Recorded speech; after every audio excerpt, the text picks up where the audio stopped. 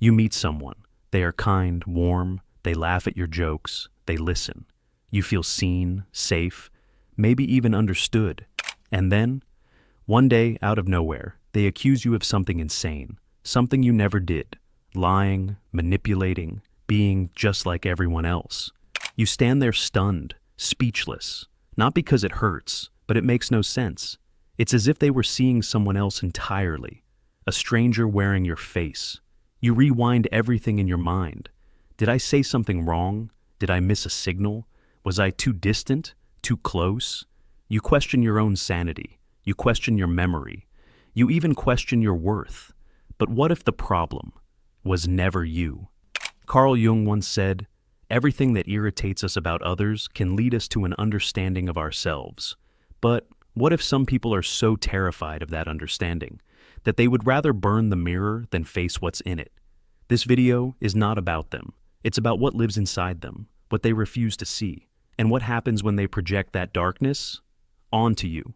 We're going to talk about the human shadow, the parts of us we deny, repress, and bury until they explode. We will explore how that explosion feels when it lands on your life, in relationships, in families, in toxic workplaces, and even on a global scale. Because here's the terrifying truth. The person accusing you might not even know they are lying. Their shadow is. And until you learn to see it, you will keep walking into rooms where people smile with their lips and sharpen knives behind their eyes. But by the end of this video, you will know how to spot a projection, how to protect your mind from someone else's madness, and how to stop mistaking their darkness for your reflection. This is not just psychology, it's survival.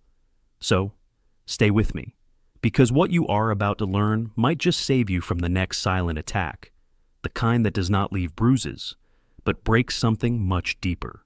There's a strange moment in life that's hard to explain until you have lived through it. You are working hard, on time, committed, even going the extra mile, but your boss keeps calling you lazy. He micromanages everything, watches your every move, and yet takes no responsibility when things go wrong. You start to think, maybe I'm not doing enough, maybe I am lazy, or maybe you are dating someone. Things seem promising, but just when the relationship deepens, they accuse you of being emotionally cold, closed off. You are confused, you have been open, vulnerable, even more than usual. Still, they say, you never really let me in. And then they vanish, ghosted. It does not make sense until you realize something. They were not seeing you at all. They were seeing their own reflection, their own shadow. Carl Jung called it the shadow self, the hidden parts of our psyche we deny, suppress, and bury. It holds everything we don't want to admit, our jealousy, anger, cowardice, cruelty, even our desires. But here's the twist. The more we deny it, the more it controls us.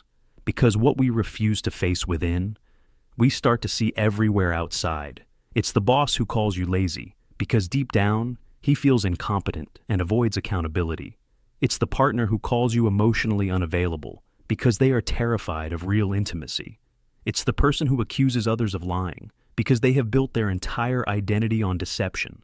This is not just hypocrisy, it's projection, a psychological defense mechanism where people unconsciously throw their own darkness onto others. They accuse you of being the thing they cannot admit they are. It's like a haunted house of mirrors, distorted reflections bouncing everywhere, each person fighting their own ghost. On your face. The most dangerous thing about projection is that it's unconscious. They are not faking it, they believe it. They feel righteous in their accusations, because their mind has rewritten reality to protect their ego. Jung said, "Until you make the unconscious conscious, it will direct your life and you will call it fate." That's what projection does. It blinds people to their own flaws by externalizing them, and you become the screen where their nightmares play out. This is not rare, it's everywhere. Think of the friend who can't stop gossiping, yet always warns you not to trust people, or the parent who screams about disrespect, yet belittles everyone around them, or the social media user who crusades against narcissists while worshiping their own image with every selfie. The shadow does not just live in serial killers and sociopaths. It lives in everyday people, your coworker, your partner, your best friend, even you. Because we all have a shadow. But here's the difference. Some people learn to face it, most don't. And the ones who don't, those are the dangerous ones. They walk through life blaming others for the very thing they carry inside. They confuse clarity with attack, honesty with offense, and your boundaries with their abandonment issues. You are not allowed to disagree with them because disagreement threatens their fragile illusion. You are not allowed to succeed because your success reflects their failure. You are not allowed to leave because your departure exposes their emptiness. And yet, to survive, they will convince themselves you are the villain, not them, never them. That's why when someone turns on you out of nowhere, it feels so eerie. It's not just betrayal, it's psychological dissonance. They are fighting a demon, but using your name, and if you don't understand projection, you'll internalize it. You will start carrying guilt that was never yours, apologizing for crimes you didn't commit, shrinking to make others comfortable, second-guessing your truth because someone else can't face theirs. But once you see it, once you understand what projection really is, everything changes. You stop taking things so personally. You stop absorbing people's chaos as your fault, and you start noticing the red flags faster, the misplaced anger, the exaggerated accusations, the stories that don't add up. Because beneath it all, the person yelling at you is not really yelling at you. They are yelling at a part of themselves. They just don't know it yet. Some people don't just carry a shadow, they become it. At first glance, they seem captivating, confident, charismatic, convincing. They speak with absolute certainty. They offer clarity in chaos, and for a moment, you want to believe them. But beneath that shining confidence, something dark is pulsing. Carl Jung warned us of this transformation. He called it ego inflation, when the ego expands so massively, so uncontrollably, that it swallows the person's entire psyche. The result? They no longer have a shadow. They are the shadow. These are the cult leaders who claim divine insight, the narcissistic influencers preaching authenticity while filtering every pixel of their life, the fanatics who divide the world into us and them, preaching morality while inciting hatred. These people don't just deny their darkness, they weaponize it. They create enemies to avoid facing themselves. They turn guilt into blame, fear into rage, and doubt into dogma. Listen closely and you'll hear it. They are out to get us. They hate the truth. Only we are awake. Everyone else is blind. They speak in absolutes. They demand loyalty. And if you disagree, you're not just wrong, you're dangerous, you're evil. This is not just projection anymore. It's a projection combined with power. And that's when it becomes lethal. The moment someone believes they are morally superior, completely right, they become capable of anything. History is full of these figures, leaders who rose with promises of salvation, only to drag nations into madness. They pointed to some external group, the heretics, the outsiders, the unclean, and said, they are the problem. And people believe them, because inflated egos speak with certainty, and certainty is seductive. But don't be fooled by the confidence. Behind every inflated ego is a wounded, terrified child, desperate to feel significant. And the bigger the wound, the louder the performance. Jung said, the larger the persona, the smaller the soul. And when the persona grows into a god, the soul all but vanishes. That's when someone stops questioning themselves. They no longer reflect, no longer doubt, no longer listen. They don't just project their darkness. They export it into systems, followers, algorithms. They build echo chambers. They rewrite reality. And soon, people who follow them begin to see the world the same way, divided, hostile, black and white. You might think this only happens to extremists, but look around. The influencer who shames others for being toxic while bullying behind closed doors. The self-help guru who promises healing but demands worship. The activist who starts with justice but becomes addicted to outrage and purity.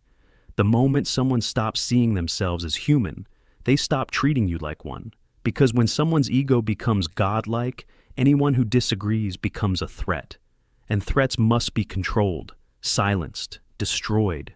This is the monster you never see coming, because they are not hiding in the dark. They're standing in the spotlight, smiling, preaching, trending, and they believe their own lies. That's what makes them so dangerous. They don't think they're manipulating you, they think they're saving you. But what they're really doing is feeding on your attention, feeding on your need for certainty, feeding on your fear of being alone or wrong or lost. They offer a map, a purpose, a villain. But the map is a maze, the purpose is control, and the villain was never you. Here's what Jung knew. When a person becomes consumed by their ego, when they no longer question themselves, they become possessed. Not by demons, but by a rigid identity that must always be right. These people are not just blind to their shadow. They are the shadow, walking in daylight, draped in confidence, followed by thousands. And the scariest part? They don't look like monsters. They look like leaders, teachers, healers, lovers. But if you listen closely, you will hear the echo of their wound, the desperation behind the certainty, the hunger behind the charm. And once you see it, you can't unsee it. Because ego inflation does not whisper, it roars. But only to those still asleep. You open Instagram, there she is again, smiling, radiant, glowing with confidence. He's there too, hustling, thriving, grateful every day. They look perfect, their lives look perfect. But something feels off. Carl Jung called it the persona, the social mask we wear to survive. It's not fake, he said. It's functional. We all need masks. You wear one at work, one with your parents, another with your friends. But in today's world, the mask is not just worn. It's marketed, filtered, perfected. Social media has turned the persona into a product, a brand, a lifestyle. We no longer present who we are, we perform who we wish we were. We curate our smiles, we rehearse our captions, we delete the messy moments, and somewhere along the way, we start believing our own performance. But here's the paradox. The shinier the mask, the darker the shadow behind it. You have seen it before. The influencer who posts daily affirmations about peace and love, until they explode in a public meltdown. The friend who's always positive, until they snap with sudden cutting cruelty.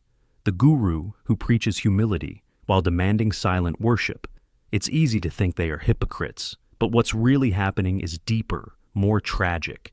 They have become trapped in their persona, unable to admit weakness, unable to reveal doubt. Because if the mask slips, even for a second, they fear the world will see how lost they really are.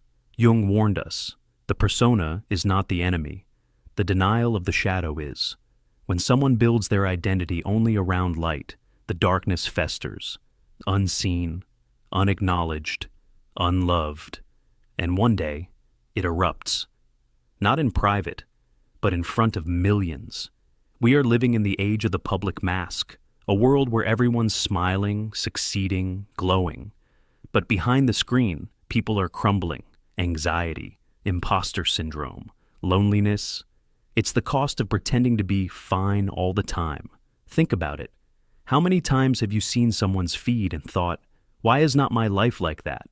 How many times have you posted something just to look okay? Even when you were not? We are not just lying to others, we are lying to ourselves. And every time we reinforce the persona, we push the shadow further underground. But the shadow does not die in the dark. It grows, it watches, it waits. And when it finally returns, it does not ask permission. It sabotages relationships. It whispers insecurities. It lashes out. Because if we don't make space for the shadow consciously, it forces its way into our lives unconsciously. Here's what Jung understood. True wholeness does not come from polishing your mask. It comes from removing it, at least sometimes. It comes from looking inward, sitting with the discomfort and saying, I am not only light, I am shadow too. And that's not weakness, that's maturity, that's power. Because when you accept your darkness, no one can use it against you. When you embrace your flaws, no one can shame you. And when you drop the mask, even for a moment, you allow others to drop theirs too. The persona will always be part of us. It's necessary. But when we confuse the mask for the truth, we lose sight of who we really are. So next time you scroll through a perfect feed, remember, what you are seeing is a costume, not a confession, a performance, not a person. And maybe, just maybe, the most beautiful thing you can do is not look perfect. You are in a conversation that feels normal, until suddenly It does not. The person across from you raises their voice. They say you are selfish, cold, and manipulative. And you sit there stunned, trying to piece it together, because none of it feels true. But here's the trap. You start wondering, what if it is? You start apologizing. You start shrinking. You start carrying shame that was never yours to begin with. This is how projection works. Carl Jung said, "Everything that irritates us about others can lead us to an understanding of ourselves." But what he did not say, what we need to say now, is this. Not all criticism is about you.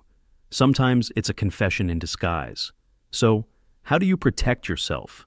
How do you know when someone is projecting their shadow onto you? And how do you not absorb it? Let's break it down. Here are the red flags. Sudden emotional overreactions. You express a small opinion, and they explode. It's disproportionate, and you can feel it's not really about you. That's a clue. Accusations that don't match your actions. You were calm. They call you aggressive. You were setting boundaries. They say you're cruel. This mismatch is often a sign that your presence has activated something inside them they can't face. Intense emotional shifts. The mood flips from warm to ice cold, from safe to unsafe, from admiration to attack. Projection is often rooted in disowned pain, and when it surfaces, it destabilizes everything. They describe you in extremes. Always, never, everything, nothing. These absolutes are rarely about truth. They are about control. They are trying to force you into a narrative that helps them avoid their shadow. Recognizing these signs does not make you paranoid. It makes you prepared. One of the most common reactions to projection is defensiveness. You want to explain, clarify, and prove them wrong. But here's the catch. You cannot argue your way out of someone else's wound. When someone has decided you are the enemy, no amount of evidence will change that because you are not fighting facts. You are fighting a fiction that protects their ego. Instead, pause, take a breath, ask yourself, does this accusation align with who I know myself to be? If not, don't defend it, detach from it. Let them wrestle with their shadow. You don't need to step into the ring. This is the heart of emotional boundaries. You can witness someone's storm without getting soaked. It takes practice. But here's a mental exercise. When someone throws a projection at you, imagine holding up a mirror, not a shield. You are not blocking it. You are simply reflecting it back. You say nothing. You don't engage the drama. You just see it for what it is, their inner world leaking out. And you return to your center. Grounding practices help. Feel your feet on the ground. Slow your breath. Focus on physical sensations. These small acts bring you back into your body, so you're not hijacked by their emotion. People who fall for projection are often deeply empathetic. They want to understand, to fix, to help. But empathy without discernment is dangerous. Start building a habit of self-check-ins. What do I actually feel? Does this person's version of me match my self-knowledge? Am I shrinking to fit someone else's story? Journaling helps. Therapy helps. Even a 5-minute reflection each day helps. The more you know yourself, the less likely you are to be manipulated by those who don't know themselves. Some people are not just projecting temporarily. They live in projection. They have built their identity on denial. And being around them is like walking through a hall of funhouse mirrors. Everything is distorted.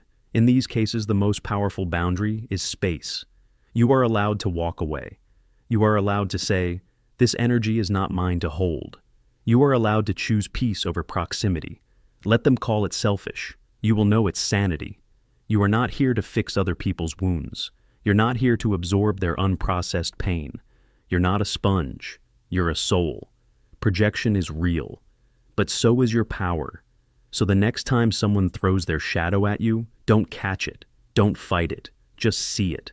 Because awareness is the armor, and self-trust is the way out. Let's go back to the beginning. You meet someone. They are kind, warm, safe, and then they accuse you of something insane. But now, you understand. They were not really accusing you. They were speaking to the part of themselves they have buried. You just happened to be the mirror. You showed them what they could not accept in themselves. So they shattered the reflection. That moment, the one that left you confused, doubting, apologizing, it was not madness. It was projection. It was their shadow trying to survive by blaming you. And that changes everything. You no longer carry the weight of their wounds. You don't need to shrink to fit inside someone else's broken story. You don't need to fight, or fix, or prove, because now you can see. Carl Jung said, "Knowing your own darkness is the best method for dealing with the darkness of other people." And that's the truth. We spend so much time trying to be good, understood, liked. But maybe that's not the point. Maybe the real power, the real peace, is not in being seen. It's in seeing clearly. To look into the face of confusion and stay calm. To witness cruelty and not make it personal. To recognize when the monster is not in front of you, it's inside them. And maybe that's what we're really here to do. Not to fight monsters, not to become saviors, not to always be right, but simply to learn how to see in the dark. Because once you can see, no one can trick you into holding their shadow. No one can confuse your light for their pain. No one can make you forget who you are. That's awareness. That's maturity. That's real strength. You don't escape projection by avoiding people. You escape it by seeing through it, by seeing them, and still choosing you.